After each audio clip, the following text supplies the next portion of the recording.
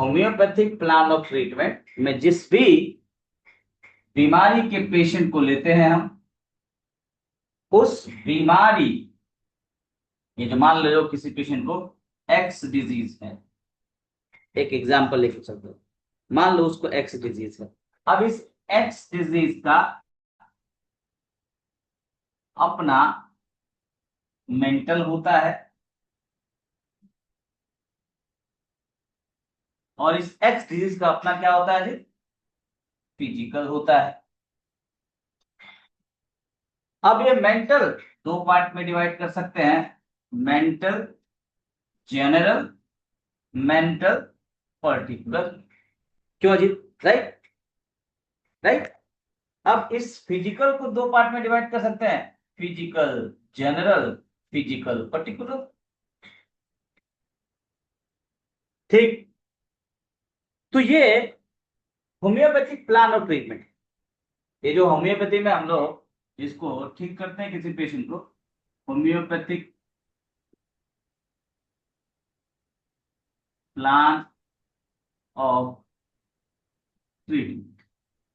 किसी भी particular disease को लिया, उस बीमारी का मेंटल समझा, उस बीमारी का फिजिकल समझा,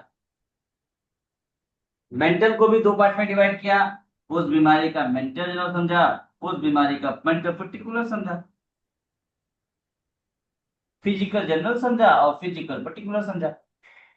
और इन सारे अंडरस्टैंडिंग के बाद आपके पास क्या आती है, एक रेमेडी आती है। यहाँ इस सब को क्लब करेंगे ऐसे, तो आपकी आएगी इंडिकेटेड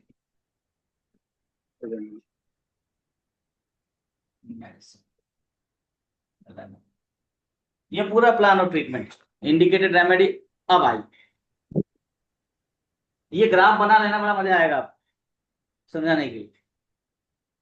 अब इस ग्राफ को मैंने बताया इसलिए क्योंकि यहां पर भी बात हुई पेशेंट ऑफ डिजीज। ठीक। अब एक कॉमन से अंडरस्टैंडिंग बना लेते हैं हम लोग।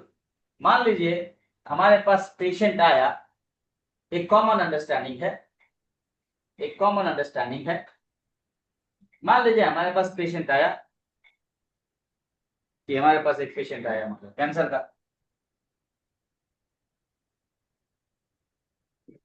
ये पेशेंट आ गया। अब एक बीमारी है, लगभग 100 तरह का कैंसर है, वो एक्स वाई जेड कोई भी कैंसर लेके आ गया। बट कैंसर का एक जनरल मेंटल होगा। अभी अभी बोला मैंने कि कैंसर का माइंड भी जानना है और कैंसर की बॉडी को भी समझना है, दैट इज पैथोलॉजी भी समझनी है और माइंड भी समझना है। एक कैंसर कॉमन है, आपको बता दें, जब तक आप कॉमन नहीं समझोगे अनकॉमन आपको समझ में ही नहीं आएगा। आप जब तक गौरी को नहीं समझोगे तब तक गौरी के अनकॉमन चीजों को पकड़ ही नहीं पाओगे, क्योंकि जब तक आप उसकी चीजों को नहीं जानोगे आपको हर वो चीज अनकॉमन लगेगी, भले वो कॉमन हो, भले वो नॉर्मल फिजियोलॉजी हो। समझ रहे हैं आप लोग? देखिए, अब कैंसर का एक माइंड होगा और कैंसर का एक पैथोलॉजिकल कंडीशन होगा। अब बॉडी पे जाओगे तो दो तरह के कैंसर होंगे, सॉलिड कैंसर, लिक्विड कैंसर, तमाम तरह के ट्यूमर दुनिया भर की चीज आ जाए। लेकिन हम होम्योपैथी में बात करते हैं जनरल मेंटल ऑफ कैंसर। अब इस जनरल मेंटल हो सकता है, अब इंडिविजुअल पे बात आएगा तो पर्टिकुलर मेंटल भी हो सकता है किसी का, जो एक सिम्टम दो सिम्टम होगा जिसको आप समझ सकते हो माइंड। बट जनरल एनालिसिस अगर कैंसर पेशेंट के दिमाग की बात करें, कैंसर पेशेंट के मन की बात करें कि भाई ये कौन से लोग होते हैं जिनके मन की खराबी की वजह से ये बीमारी आती है, तो अगर ये दो चीज समझना है आपको तो दो रेमेडी का माइंड समझिए, mind of staphysagria and mind of carcinosin. आपको ये दो दवाई का मन समझना है, ये जनरल मेंटल कंडीशन है किसी भी सीए पेशेंट। ठीक है, जनरल मेंटल कंडीशन है। अब स्टेफिसगेरिया को समझते हैं। अब आपको ऐसे ही समझना है, general mental condition of diarrhoea, general mental condition of thyroid, general mental condition of hypertension, general mental condition of PCOD, general mental condition of kidney complain या किडनी फेलियर। ये जनरल आपको समझने की बहुत ज्यादा जरूरत है। एक बार अगर आप इसको समझ गए तो आप पर्टिकुलर अपने आप निकाल लोगे, अनकॉमन अपने आप निकाल लोगे। तो ये क्या है, कॉमन मेंटल है। कॉमन मेंटल किसका है, कैंसर का। कौन सी दवाई, सेबेस्टेरिया और कार्सिनोस। तो अगर आपको ये दो चीज समझना है, general mental conditions of carcinosin, general mental condition of सेबेस्टेरिया will lead to give a general concept of mind in cancer patient।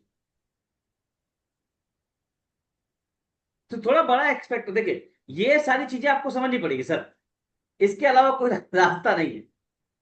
आपको समझना पड़ेगा, नहीं तो आप नहीं समझ पाओगे, होम्योपैथी को वैसे नहीं कर पाओगे। और एक जनरल आइडिया होनी चाहिए, क्योंकि जनरल आइडिया ही पर्टिकुलर को जन्म देता है। ठीक है जी, एक जनरल जनरल चीज। तो आज आपको हम जनरल मेंटल समझाएंगे स्टेबिस्गेरिया का। उसके बाद इसी समय केवल माइंड पे डिस्कस करेंगे किसको, कार्सिनोसिन को। तो याद रखिएगा आप लोग, इसके बाद मुझे याद दिलाइएगा। अभी हम स्टेप पढ़ेंगे ना अजीत, उसी के तुरंत बाद क्या पढ़ लेंगे, मेंटल ऑफ कार्सिनोसिन। समझ लो, जिससे दोनों को कंपेयर इजीली आप यहीं पे कर लोगे, फिजिकल छोड़ दो चलेगा, जिससे आप दोनों दवाई को समझ जाओगे, जिससे आपका कैंसर का मियाज, जिससे आपका कैंसर की बीमारी एकदम साफ सुथरी क्लियर क्रिस्टल हो जाएगी। ठीक है। Yes sir.